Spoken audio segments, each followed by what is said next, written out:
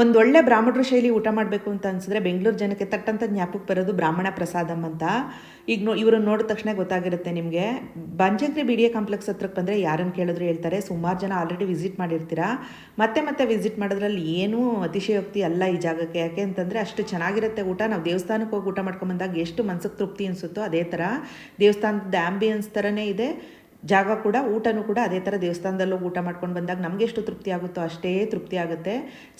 ನಾನು ಹೋಗಿದ್ದ ದಿವಸ ಸಾಬುದಾನ ವಡ, ಪುದೀನ ರೈಸು, ತೋವೆ, ಅನ್ನ, ಸಾಂಬಾರು, ರಸಮ್ಮು, ಮೊಸರು, ಹಪ್ಪಳ, ಉಪ್ಪಿನಕಾಯಿ, ಕಡಲೆಬೇಳೆ, ಉಸ್ಲಿ, ಪೈನಾಪಲ್ ಗೊಜ್ಜು, ಕಾಳು ಗೊಜ್ಜು ಮತ್ತು ರಾ ಬನಾನಾ ಪಲ್ಯ ಎಲ್ಲ ನೋಡಿದ್ರೆ ಗೊತ್ತಾಗುತ್ತೆ. ಒಂದು ಹಸಿರು ಬಾಳೆ ಎಲೆ ಮೇಲೆ ಒಂದು ಒಳ್ಳೆ ಆರೋಗ್ಯಕ್ಕೆ ಬೇಕಾದಂಥ ಎಲ್ಲ ತರಕಾರಿಗಳನ್ನೂ ಹಾಕಿ ಮಾಡಿರೋವಂಥ ಅಡುಗೆ ಇದು.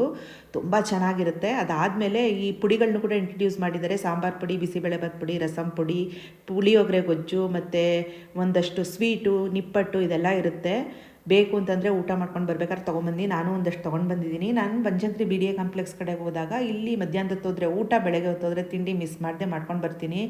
ನೀವು ಇನ್ನೂ ವಿಸಿಟ್ ಮಾಡಿಲ್ಲ ಅಂದರೆ ಮಾಡಿ. ವಿಸಿಟ್ ಮಾಡಿದರೂ ಕೂಡ ಈ ಕಡೆಗೆ ಬಂದಾಗ ವಿಸಿಟ್ ಮಾಡಿ. ಯಾಕೆಂದರೆ ದಿನ ಇವ್ರ ಮೆನು ಚೇಂಜ್ ಆಗ್ತಾ ಇರುತ್ತೆ. 250 ರೂಪಾಯಿಗೆ ಒಳ್ಳೆ ಬಾಳೆ ಎಲೆ ಊಟ, ಅನ್ಲಿಮಿಟೆಡ್ಡು ಊಟ ಮಾಡ್ಕೊಂಡು ಬರ್ಬೋದು. ನಾವು ದೇವಸ್ಥಾನಕ್ಕೆ ಹೋಗಿ ಊಟ ಮಾಡ್ಕೊಂಬಂದಂಥ ಫೀಲೇ ಕೊಡುತ್ತೆ.